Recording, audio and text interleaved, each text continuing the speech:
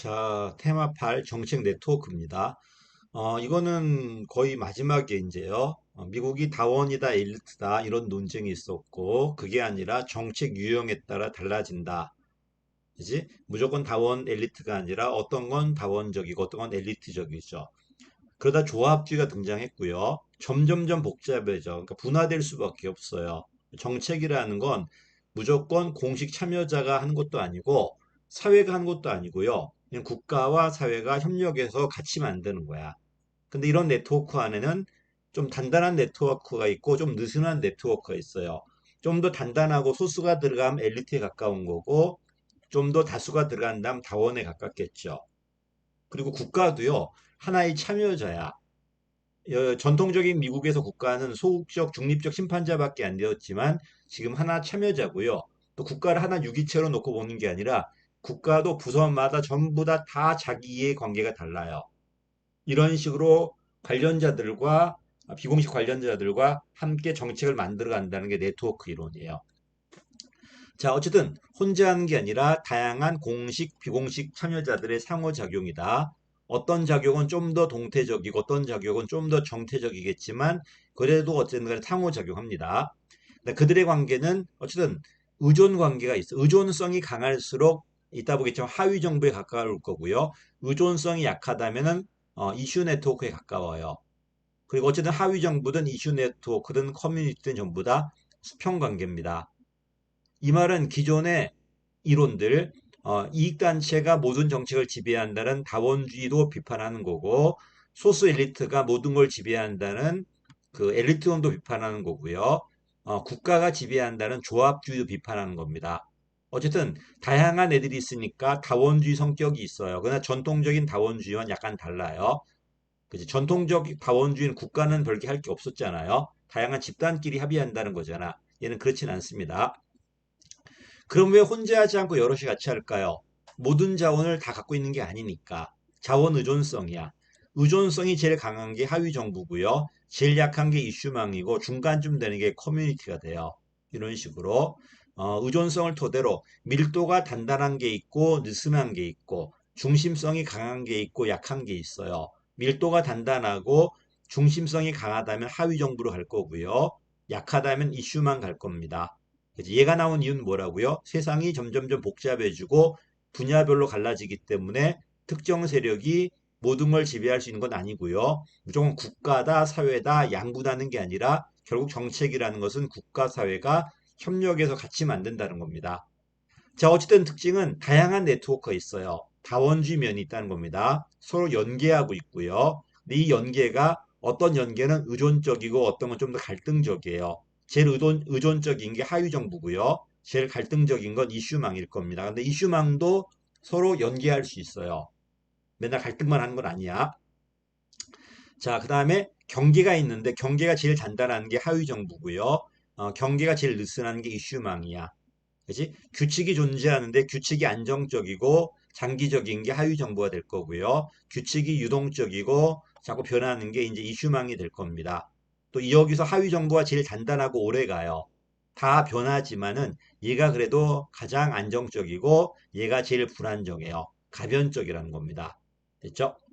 자, 그다음에 여기 유형 어쨌든 공통점은 어쨌든 국가도 분야별로 달라지고 부서별로 달라지고 하나 참여자고 국가도 중립이 아니라 자기만의 의사가 존재하기 때문에 자기들의 의사가 존재하기 때문에 다원주의 면이 있다는 겁니다. 하위 정부가 아까 봤던 배분 정책의 성격이 강해요. 60년대 모형이었고 어떤 정책을 특정 집단, 관련 부처, 관련 해당 상임위원회, 교육이라면 교육 관련 이익집단, 교육 관련 부처들, 교육부겠죠.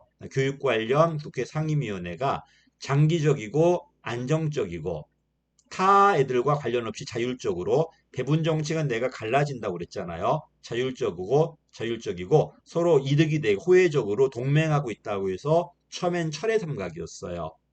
이거는 다원주의를 공격하는 엘리트주의의 이론이었어요. 봐, 소수가 지배하는 게 아니냐. 근데 소수가 모든 걸 지배한다면은 엘리트가 맞지만 소수가 모든 걸 지배하는 게 아니라 교육은 교육만 지배하고 문화는 또 다른 문화 엘리트가 있단 말이야. 문화 지배 하위 정부가. 이러다 보니까 되게 많잖아요. 그래서 소수가 모든 걸 지배하는 게 아니라 특정 세력이 특정 정책만 지배하고 다른 정책과 관계없이 자율적으로 이렇게 갈라질 수 있는 정책은 뭐밖에 없다? 배분 정책밖에 없어요. 그리고 특정 집단이든 해당 부처든 상임위원회든 전부 수혜자밖에 없어요. 처음에는 부정적 의미였어. 왜? 소수가 지배하니까 철의 삼각이다. 삼자 동맹은 엘리트주의가 오히려 다원주의를 공격하는 무기로 사용했던 거예요. 반면에 보다시피 분야별로 다양한 하위 정보가 존재하잖아. 대통령이 주도하는 게 아니라 관련 부처나 관련 상임위원회가 주도한단 말이야. 이러니까 다원주의 면도 있어 없어? 있죠. 근데 환경이 복잡해지고 관할권이 막 겹친단 말이야. 이게 교육인지 국방인지 문화인지 모르겠단 말이야. 이러니까 그 특정 영역을 특정 부처가 다 지배한다는 건 설명력이 약화돼요. 이러다 보니까 70년대 관련 모든 사람이 다 들어오는 이슈망이 등장했던 겁니다. 헤클로란 분에 의해서요. 그래서 60년대 모형이 하위 정부라면 70년대 말 모형이 이슈망이 돼요. 미국은 이 둘이 미국이 싸우는 거야. 하위 정부가 좀 더 단단하고 소수적이고 얘에 비해 좀 더 폐쇄적이고 얘가 좀 더 개방적이고 가변적이라는 겁니다. 그치? 이슈망입니다. 문제가 터졌죠. 그렇지? 문제가 터지니까 관련자들이 다 모이는 거야. 거기는 전문가도 있고 아마추어도 있고 관련 부처도 있고 찬성하는 부처도 있고 반대하는 부처도 있고 그냥 관망하는 부처도 있어요. 시민단체도 있고요. 그 관련 이익단체도 있는 거고 이런 다양한 참여자가 서로 모이는 겁니다. 그리고 치고 빠지기 때문에 상당히 유동적이고 누구나 들어올 수 있기 때문에 개방적이라고 그래요. 그러니까 아무나 들어오는 건 아니고 이 여기에 어쨌든 이 문제와 좀 관련된 사람들이겠죠. 언론도 들어올 거고요. 다 들어올 수 있다는 겁니다. 그래서 하위 정부에 비해서 훨씬 더 사회 중심적이고 개방적이에요. 78년도 해클로가 제시한 거고요. 하위 정부에 비해서 참여자가 넓으니까 경계 개방성이 높다. 가변적이다. 유동적이다. 자꾸 변하니까 불안정하다. 여기는 전부 다 수혜자밖에 없었지만은 하위 정부는 여기는 반대한 애들도 있어요. 어떤 다리 건설할 때 하위 정부는요. 그 다리 건설하는 국토교통부, 그 다리의 이득을 보는 그 지역의 사람들, 그 다리에다 예산 주는 관련 상임위원회가 그 정책을 지배한다는 거였어. 근데 다리 건설은 꼭 국토교통부만 관련돼 있는 게 아니라 환경부도 있고요. 그 다음에 국방부도 있을 수 있어요. 또 환경부는 반대할 수도 있단 말이야. 그치? 이러니까 무조건 국가를 하나 유기체로 보는 게 아니라 여러 부처가 자기만의 이해관계가 있는 다양한 집단으로 보는 거야. 그리고 보다시피 찬성한 애도 있고 반대하는 애도 있다 보니까 그들의 관계는 협력 관계보다는 갈등이 더 심하겠죠. 물론 자기 세력을 확장하기 위해서 다른 세력과 연대할 수도 있어요. 협력할 수도 있어요. 근데 하위 정부에 비해서 좀 더 갈등이 심하다는 겁니다. 그리고 전부 다 부서 이익, 특정 집단의 이익, 이런 이익을 위해서 모여있는 자유주의 시각이다 보니까 미국의 다원주의와는 공통점이 많다는 겁니다. 개인주의라는 게 전부 다 자기 부서 이익, 사익을 추구한 애들이 서로 연대하고 갈등하고 협력해 가면서 그 정책을 만들어 간다는 겁니다. 여기까지가 이제 미국이야. 하위 정부가 좀 더 소수 중심적이라면은 이슈망은 좀 더 다수 중심적이고 그 이슈망이 좀 더 다원주의에 가깝겠죠. 하위 정도 다원주의 면이 있겠지만요. 자, 반면에 커뮤니티는 이거 영국 모형이에요.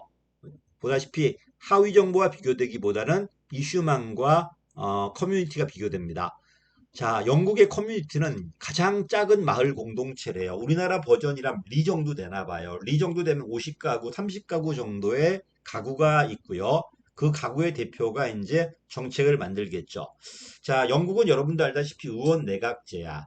대통령제가 아니에요. 의회 다수당이 내각을 형성해서 한 사람은 수당을 하고 그 의원들의 일부는 각부 장관을 하는 겁니다. 그렇지? 그리고 자기들의 장관들의 이제 싱크탱크라는 전문 보좌관들이 있을 거고 그다음에 관련 공무원들이 있을 거야. 국방은 국방 관련 장관들, 국방 관련 공무원들이 지배했던 거예요. 한마디로 이게 영국의 국가 중심의 지배였던 거야.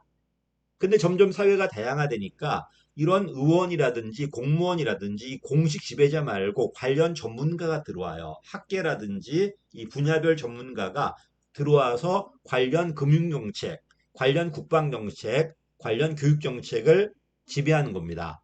한마디로 아무나 들어가는 게 아니라 분야별 전문가들이야. 이 전문가들은 내부 전문가도 있지만 학계라는 외부 전문가도 있어요. 우리나라 금융 전문가 몇 명이나 되겠습니까? 한 50명 될까요? 그래도 권위가 있는 금융 전문가들. 이런 사람이 금융 정책을 지배하는 거야. 교육도 마찬가지고 국방도 마찬가지고요. 지금 아무나 못 들어간다는 거야. 그래서 단순한 이해관계자는 배제되고 나름대로 그 분야에서 권위 인정받는 전문가 중심으로 들어간다는 겁니다. 이거는 영국 모형이었고 정당이나 의회 중심 이런 국가 중심의 모형을 한계를 극복하게 들어왔고요. 또 보다시피 외부 전문가의 참여를 강조하다 보고 서로 협력 관계다 보니까 유거버넌스와 연계돼 있다고 그럽니다. 로즈 학자들이고요. 로즈란 분이 말했고요. 또 전문가들이야. 전문가라는 건 나름대로 문제 해결에 기여할 자원이 있다는 거예요. 또 분야별 전문가다 보니까 기본 가치도 어느 정도 공유할 수 있고요. 물론 갈등이 있을 수도 있어요. 근데 이슈망에 비해서는 훨씬 더 협력 관계 가능성이 커진다는 겁니다. 그러다 보니까 제로섬이 아니라 난제로섬, 네거티브가 아니라 포지티브 게임 관계가 분야별 전문가들이다 보니까 나름대로 어느 정도 자원이 있다 보니까 권력 관계가 균형적이라는 거예요. 서로 협력할 가능성도 높다 보니까 안정적이고 이런 전문가들이 자주 바뀌는 게 아니잖아. 상당히 장기적으로 형성되는 거잖아. 안정성도 높고 예측 가능성도 이렇게 유동적인 이슈망에 비해서 높다는 겁니다. 됐죠? 또 정권이 바뀌더라도 전문가가 다 바뀌는 건 아니기 때문에 정책의 안정성, 일관성도 이슈망에 비해 더 높을 수도 있고요. 인재 발탁의 원천이 될 수 있다는 거야. 학자들이 정당이라든지 이런 내각으로 들어갈 수도 있겠죠. 이런 게 커뮤니티라는 겁니다. 그래서 이슈망과 커뮤니티를 비교한다면 여기는 관련 모든 사람이 다 들어간다면은 이해관계자도 여기는 분야별 전문가 중심으로 들어간다. 얘가 좀 더 갈등적이고 얘도 갈등이 있지만 그 전문가다 보니까 좀 더 협력적이라는 것. 서로 비교되고 이건 영국 모형입니다. 그래서 요 세 개를 비교했을 때 하위 정부가 제일 단단하고 전문가 중심의 특정 애들만 들어갈 거니까 전문가 중심의 커뮤니티가 그 다음이고요. 제일 느슨한 게 이슈망이라는 겁니다. 됐죠? 자, 그다음에 뭐 이런 것도 있어. 하위 정부와 이슈망을 비교했을 때 누가 더 정책이 합리적일까? 하위 정부는 보다시피 관련 이익만 들어가다 보니까 요 사람들의 이익이 되는 정책이 통과돼요. 국가 전체적으로 본다면 합리적성이 떨어질 수 있어요. 근데 여기는 다양한 애들이 막 들어가다 보니까 특정 애들의 이익만 되다가는 통과가 안 되겠죠. 어쩔 수 없이 그래도 공익에 가까운 정책이 통과될 가능성이 더 커요. 경쟁이 되었을 때 오히려 정책이 더 합리적일 수 있다는 겁니다. 또 외부 사람이 들어오다 보니까 민주성도 있고요. 물론 얘와 이 커뮤니티를 비교한다면 얘가 더 전문성이겠죠. 그치? 좀 더 합리적이겠지. 얘가 전문가 중심이다 보니까. 그래서, 이슈망이 뭐 더 비합리적 이렇게 말하면 안 됩니다. 오히려 특정 이익만 들어간 하위 정부에 비해서 다양한 이익이 고려되고 서로 경쟁하는 이슈망이 훨씬 더 합리성이 높을 수 있고, 또 아무나 들어갈 수 있으니까 민주성도 높을 수 있다는 겁니다. 그치? 자, 서로 비교해놨죠. 얘는 아무나 들어간다, 개방적이다, 전문가 중심적이다 보니까 상대적으로 제한이다, 폐쇄적이다. 그치? 관련 이익단체 들어가고 다 들어갑니다. 얘는 전문가만 들어갈 거, 전문가 집단 위주 들어갈 거고요. 얘가 좀 더 불안정하고 얘가 좀 더 안정적이고 전문가다 보니까 협력적일 거고 둘 다 수평적이야. 얘는 갈등 관계가 좀 있을 거고요. 여기까지가 이제 네트워크 이론입니다. 그치? 여기까지가 이제 큰 틀이에요. 그래서 미국은 처음에 양분론, 다원이다, 엘리트다. 그 다음에 유형론, 정책에 따라 달라진다. 그 다음에 네트워크까지. 분야별로 다양한 네트워크가 있다. 여기까지 들어왔습니다. 이게 정책학의 기본 이제 틀이고요. 이제부터는 주로 의제론을 볼 겁니다. 여기까지 하겠습니다. 감사합니다.